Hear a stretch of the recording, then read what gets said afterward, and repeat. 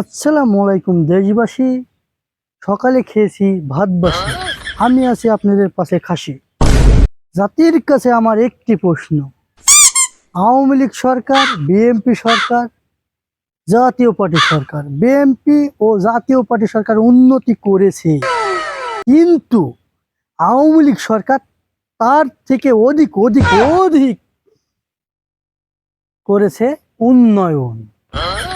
তাহলে কেন আজকে আওয়ামী লীগ সরকার এবং মন্ত্রী নেতৃবৃন্দ দেশ ছেড়ে পড়াতো? কোন কারণে? এত উন্নতির এই ফল?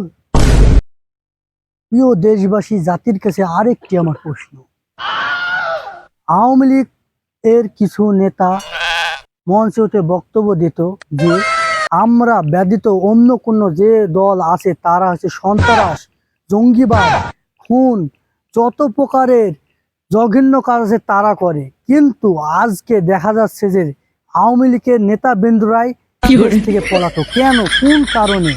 অথচ দেখো আজকে তারা এত ভালো, কিন্তু তারা কেন আজ পলিত?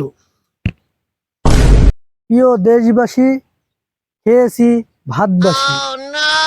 আবারও কালকে আসবো আমি ঠান্ডা ঠান্ডা খবর নিয়ে। আমার এই প্রশ্নের উত্তর আপনারা কমেন্ট বক্সে লিখে যাবেন।